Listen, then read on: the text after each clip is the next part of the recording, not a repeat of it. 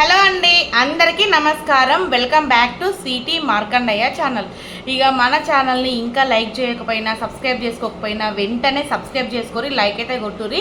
మన big boss update కోసం అయితే మన పేజ్ని ఫాలో కర్రీ అనమాట. ఇక ఎటువంటి వీడియోస్ అయినా సరే మీ ముందుకు తొందరగా రావాలంటే కనుక పక్కన ఉన్న బెల్ ఐకాన్ అయితే క్లిక్ చేయరు. ఇప్పుడే తిన్నా ఫ్రెండ్స్. ఇంకా తిన నుంచి మనకు జరా బేకోట్లు వస్తూ ఉంటాయి అనమాట. ఈరోజు ఎపిసోడ్ అయితే స్టార్ట్ అయిపోయింది. ఇక ముచ్చట ఏంటంటే చెప్తా ఇనుండ్రి. ఈ ఎపిసోడ్ స్టార్ట్ అవుతూనే పెద్ద షాక్. ఎట్లా అనుకుంటున్నారా? ఇప్పుడు పుట్టా ఉన్నాడు కదా, పుట్ట అండ్ అపూర్వని ఇద్దరిని పిలిచినమాట స్టేజ్ మీదకి. ఇక స్టేజ్ మీదకి పిలిచి ఏం చేసారు వాళ్ళు, నిజంగా ఎంత స్క్రిప్టెడ్ అంటే ఎంత కావాలని చేస్తున్నారంటే వీళ్ళు గట్లా చేస్తున్నారనమాట.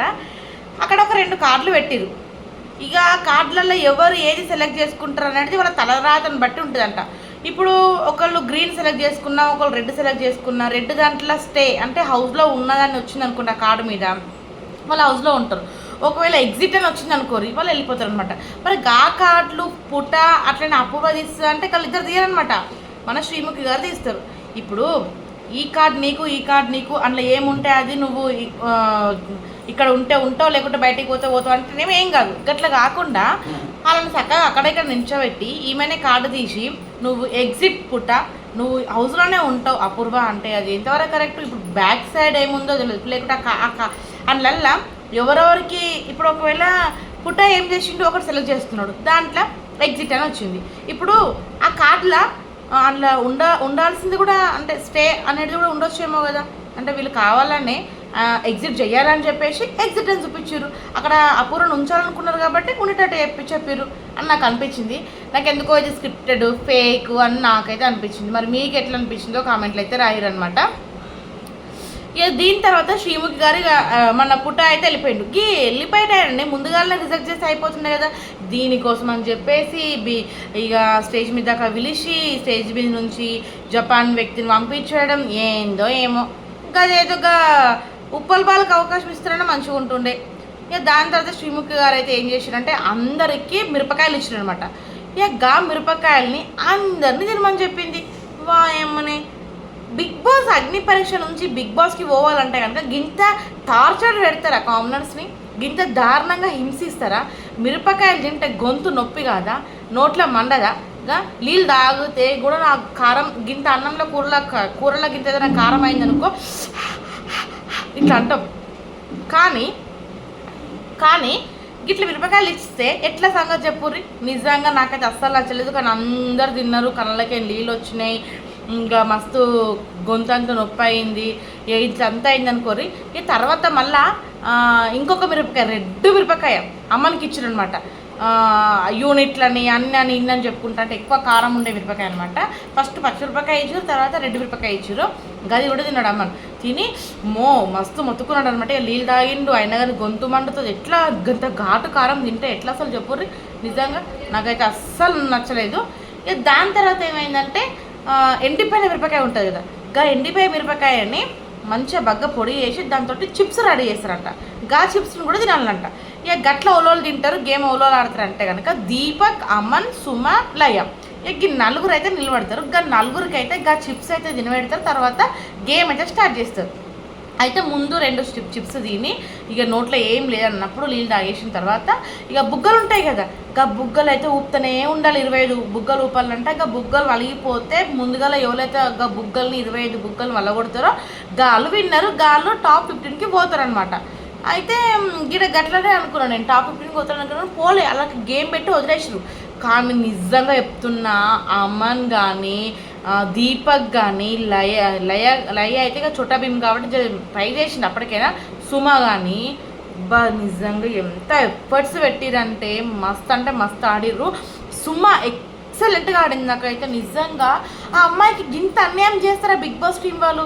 ఆ అమ్మాయిని గింతగానము గేమ్ ఆడినాకలా కూడా, అంత ఎఫర్ట్స్ పెట్టినాకలా కూడా పంపించేయడం అనేది నాకు అస్సలు నచ్చలేదు.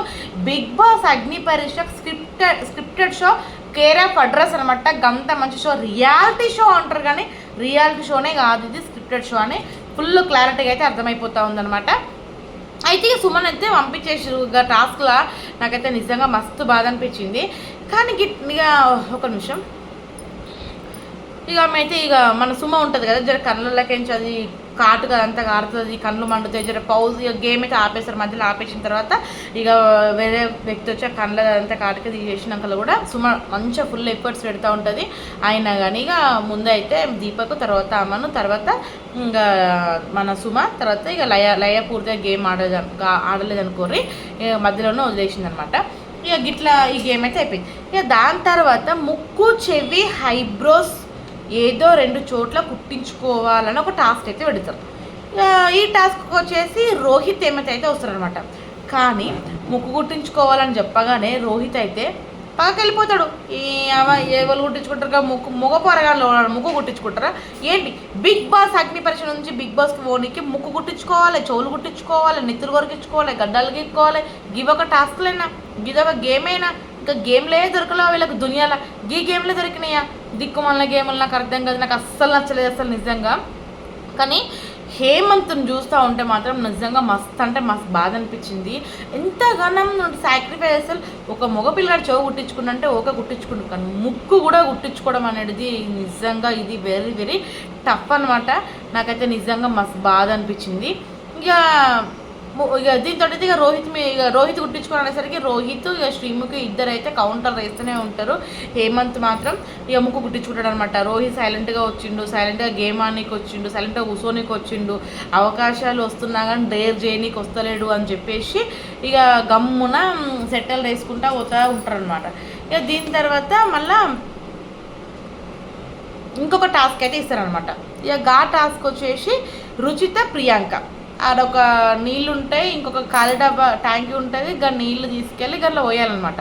ఇక గింత చిన్న టాస్క్ దగ్గర రుచిత నడవడానికి రాదు అంటది. అంటే కాళ్ళకి గట్టిగా కట్టాలన్నమాట, నడవడానికి రాదు అనేసరికి నీకు కంఫర్ట్గా ఉంటే గేమ్ ఆడతావా, లేకుంటే గేమ్ ఆడవా, నడవడానికి రాకపోవడమా, అన్కంఫర్టబుల్ అది అని చెప్పేసి శ్రీముఖి గారు ఫైర్ అవుతారు.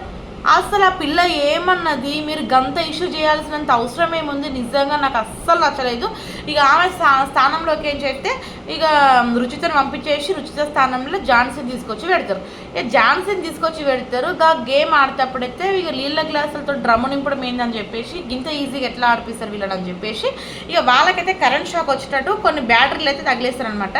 ఇక శ్రీముఖి గారు అట్లనే బిందు మాధవ్ గారు అయితే రిమోట్ తోటి క్లిక్ చేస్తూ ఉంటారు. గట్ట క్లిక్ చేస్తూ ఉన్నప్పుడు ఇక వాళ్ళ చేతులు అయితే రఫ్ కరెంట్ షాక్ వచ్చినట్టు కదులుతూ ఉంటాయి అనమాట. ఇక ఆడికైనా సరే కానీ ముందుగా అయితే ఇక మన ఝాన్సీ విన్ అయిపోయాయి, ఇక్కడ ఈమె విన్ ఏం కాదు కానీ గేమ్ ఆడిరు, ఓకే ఎఫర్ట్స్ పెట్టి ఆడిరు అనుకోర్రి.